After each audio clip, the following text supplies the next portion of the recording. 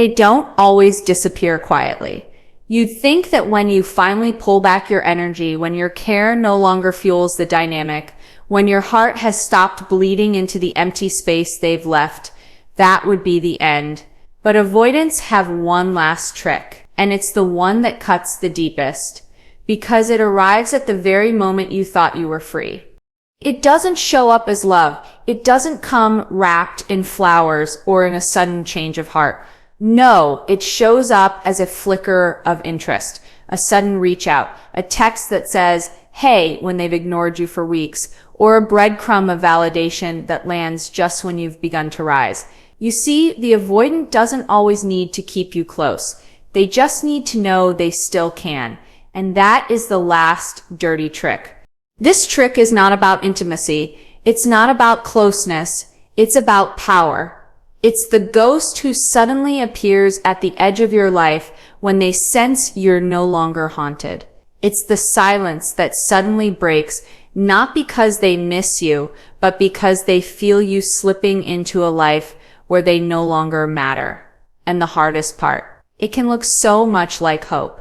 Because if you've ever loved an avoidant, you know the way your heart leaps at the smallest gesture. The tiniest breadcrumb feels like a feast when you've been starved for attention, a late night call, a social media like, a random check-in. These things are designed to reopen the wound you've finally begun to close. And if you don't see it for what it is, you'll think it means something real. But what if it doesn't? What if it's not intimacy returning, but insecurity being soothed? What if the distance wasn't mystery, but a weapon? This is the moment where clarity can save you, because once you recognize the trick, you stop falling for it. You stop mistaking crumbs for connection. You stop confusing their temporary interest with lasting change. You see the difference between being chosen and being tested. And from there, something inside you shifts forever. And that's where we begin. Because the last dirty trick of an avoidant isn't about love at all. It's about control. But once you name it, it loses its power. The first thing you need to see clearly is that this last trick isn't random. It's not coincidence, and it's not timing. It's a psychological reflex, a survival mechanism that activates the moment they sense your detachment.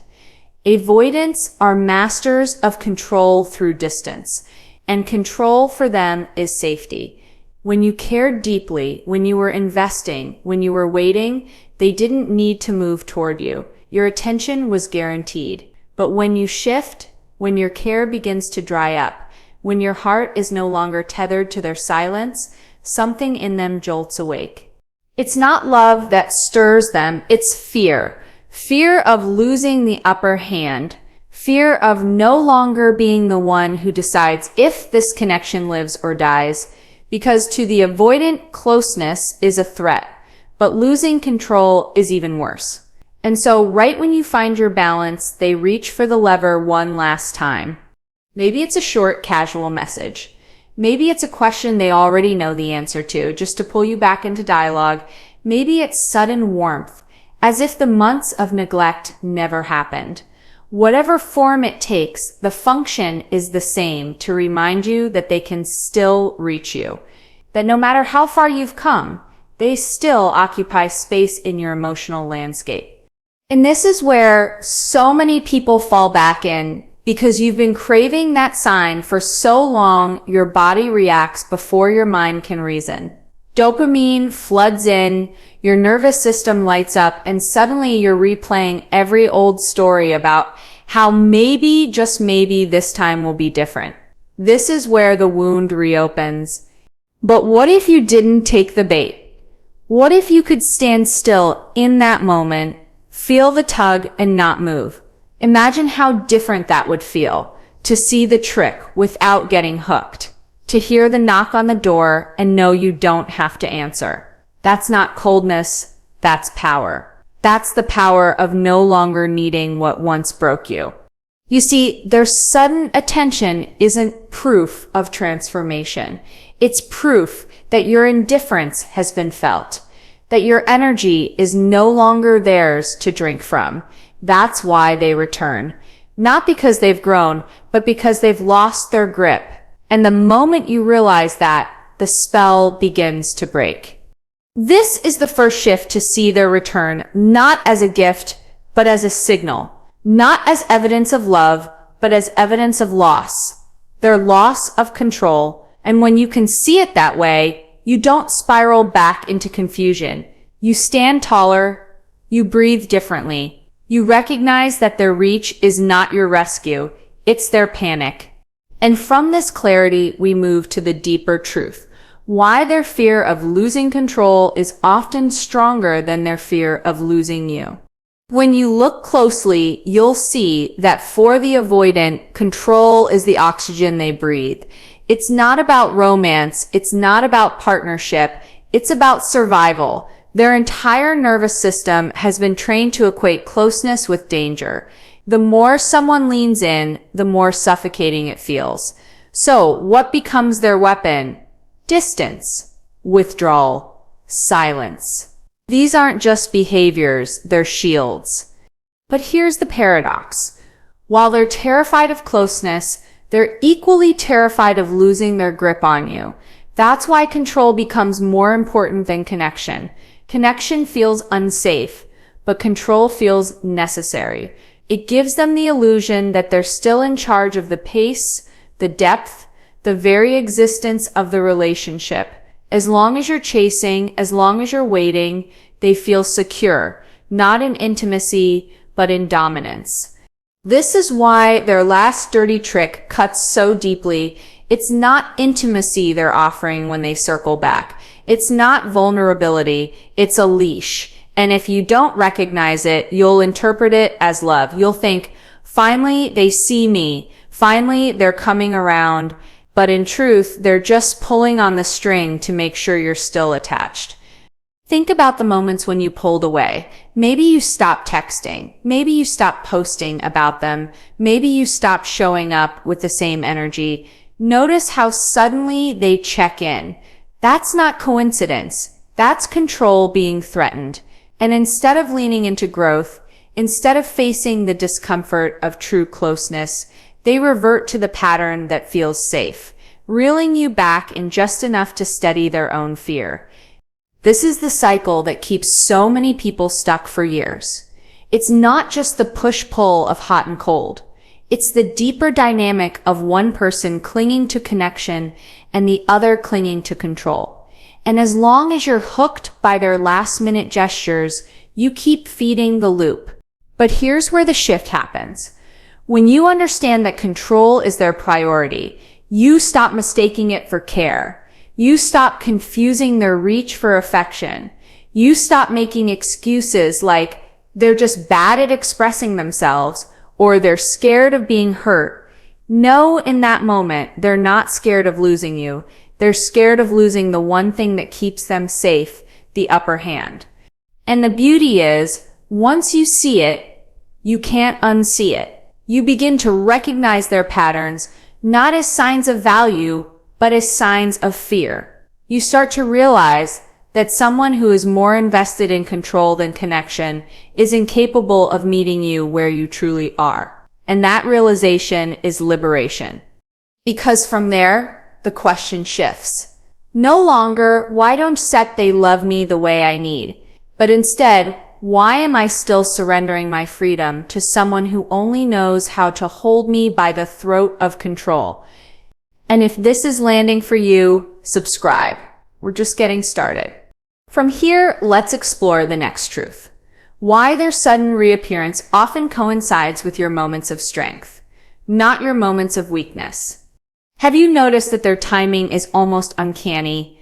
They don't reappear when you're on your knees, begging for answers. They don't show up when you're drowning in the silence they left behind. No, they return when you've finally begun to rise, when your heart starts beating again in its own rhythm, when you've laughed without them, when your focus has shifted back onto your life. That's when the message comes through. That's when the ghost knocks on the door. Why? Because power is magnetic. And they can feel when the pull of your energy is no longer chained to them. It's subtle, but real.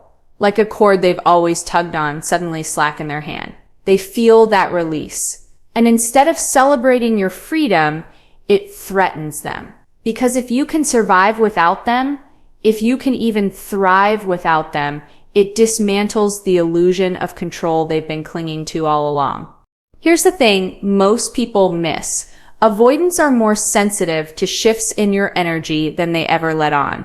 They may act detached, aloof, unaffected, but behind that mask, they're monitoring you. They notice when your tone changes, when your effort fades, when your availability shrinks. And when those shifts tell them you're healing, that's when their panic sets in. That's when the reach out happens.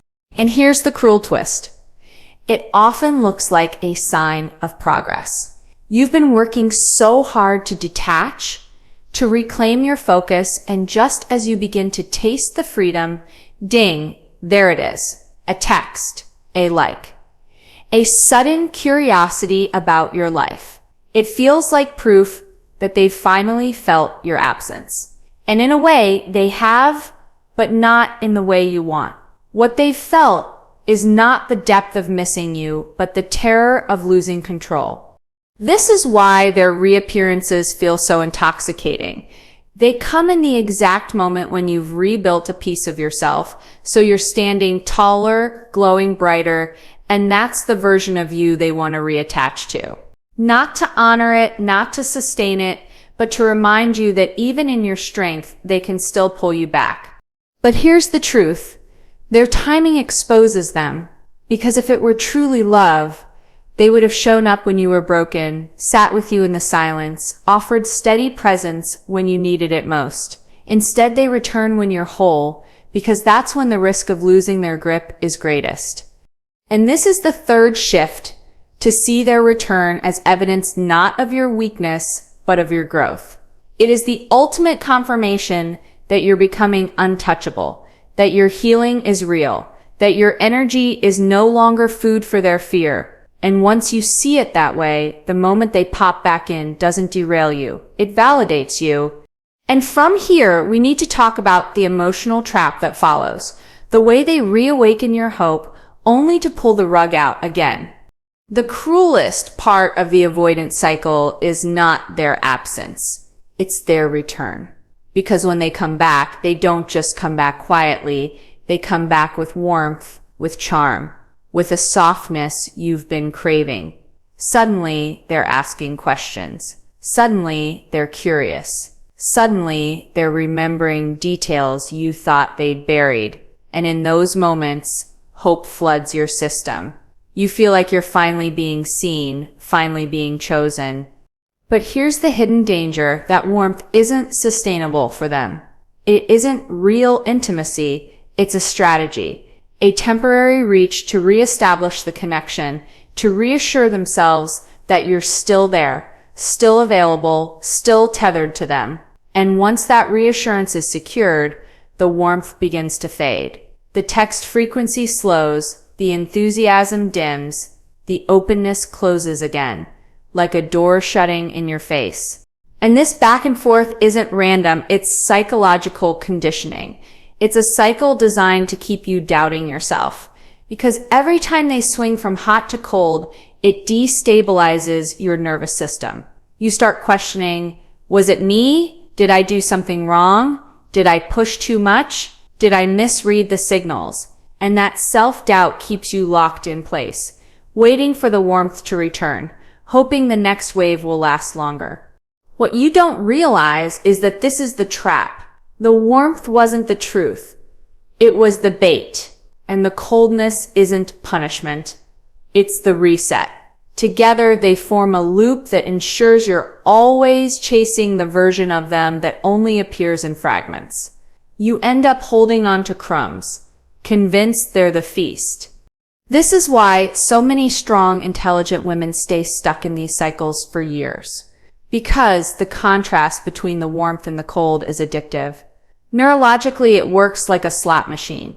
You never know when the next hit of affection will come, but when it does, the dopamine rush is powerful enough to override all the pain that came before it. That's why one late night text can undo weeks of healing. That's why one short-lived reconnection can reignite a hope you thought you'd buried. But here's the shift. When you stop interpreting their warmth as a breakthrough and instead recognize it as part of the cycle, the spell begins to break. You stop asking, "What did I do wrong?"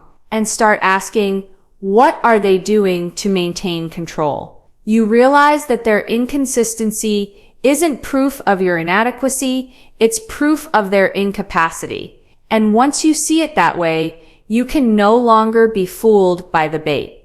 And the irony? The moment you stop being hooked by their warmth is the moment they panic the most. Because if you're no longer destabilized by the cycle, if you no longer flinch when they withdraw, then they've lost their grip. And for someone who prioritizes control over connection, that's the one loss they cannot handle. And from here, we need to move into the fifth shift, the awakening of your own boundaries and why their dirty tricks can no longer work once you reclaim your power. The greatest turning point comes when you finally awaken to your own boundaries, because until now, the cycle has thrived on your willingness to bend, to wait, to explain, to hope. Every time you softened your needs, every time you made space for their fear, every time you accepted crumbs and called it a meal, you taught them that the cycle was safe. Not safe for you, but safe for them. But the moment you reclaim your boundaries, everything changes. Suddenly, the silent treatment doesn't work. Suddenly, their late-night breadcrumb text doesn't get the same response. Suddenly, they are no longer the only one dictating the rules of engagement. And this right here is the moment that shakes them to their core. Because an avoidant's deepest fear isn't intimacy. It isn't even their deepest fear is losing control of you. Control has been their anchor, their comfort, their survival mechanism. But when you step into your boundaries, you cut the cord they've been tugging on. You're no longer dancing to their rhythm. You're moving to your own. And here's the secret they don't want you to know. Avoidants test boundaries constantly. They push, they pull, they disappear, they return, not just out of fear, but to see if you'll still be there. Every cycle is a test. And when you failed those tests in the past, by forgiving too quickly or welcoming them back too easily, it confirmed their belief that they could keep controlling the dynamic.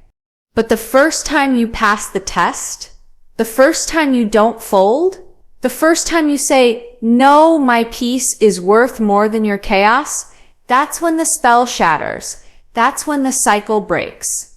Now, this isn't about punishing them. It's not about revenge. It's about realizing that your boundaries aren't walls to keep love out.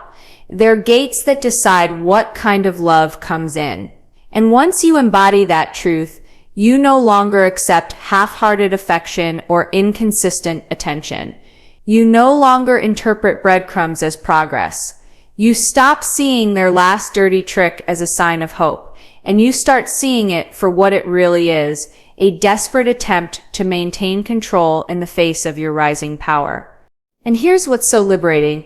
The more you enforce your boundaries, the less you need them. Because once you've sent the message through action, not words, that you will no longer participate in the cycle, the game ends. Whether they fade away or attempt to step up, your life is no longer chained to their patterns. And that's the fifth shift. Your boundaries are not just protection, they're transformation.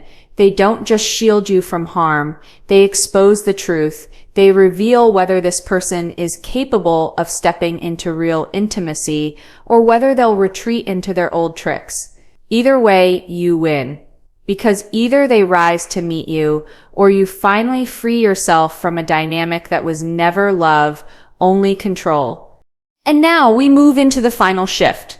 The rebirth of your power and how seeing through their last dirty trick becomes the ultimate act of liberation. The final shift is not about them at all. It's about you. It's about the rebirth that happens when you finally see through every trick, every cycle, every mask.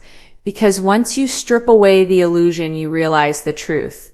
You were never powerless. You were never unworthy. You were never too much or not enough. You were simply giving your power away to someone who thrived on taking it. The last dirty trick of the avoidant is their ability to convince you that love is supposed to feel unstable. That yearning is proof of depth. That longing is proof of value. That pain is the price you pay for intimacy. But when you wake up, you see it clearly. Love is not meant to be earned by tolerating inconsistency.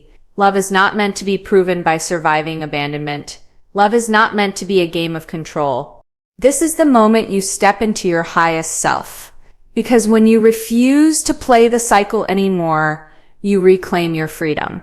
You reclaim your time, your energy, your heart. And in that space, you discover something the avoidant could never give you: peace. Peace in knowing that you are no longer waiting for a breadcrumb to prove your worth. Peace in knowing that your value doesn't rise or fall based on someone else's fear. Peace in knowing that the greatest love story of your life is not one of chasing, but of being. And here's what's so powerful. When you embody that peace, you stop attracting chaos because you're no longer available for it. Your energy shifts. Your boundaries are firm. Your heart is open, but not desperate. You no longer confuse control for care or manipulation for affection. You no longer settle for the fragments of someone too scared to meet you in full. And ironically, this is when avoidants often spiral, because the old tricks don't work anymore. The last dirty trick, the breadcrumb, the reappearance, the sudden warmth followed by cold, it loses its power the moment you stop interpreting it as love. It becomes transparent, predictable, weak. And when you no longer respond, they're forced to face the one thing they've avoided all along themselves. But that's no longer your burden. Your work is not to heal them. Your work is not to wait for them. Your work is to stand in your truth so fiercely that their absence feels like nothing compared to the abundance you create in your own life. And this is where the cycle ends. Not when they change, not when they wake up, not when they finally choose you. It ends when you choose yourself. It ends when you realize that love is not supposed to be a battlefield where you fight for scraps. It's supposed to be a sanctuary where you are cherished, seen, and met. So the last dirty trick of the avoidant, it's not their withdrawal, not their silence, not even their return. It's the illusion that you ever needed their validation in the first place. And once you see through that illusion, you are free. Free to write a new story. Free to welcome a love that doesn't play games. Free to finally, fully, unapologetically rise. And if this message resonated with you, make sure you subscribe, because your journey doesn't end here. It begins here. This is the moment you stop being the one waiting and start being the one living.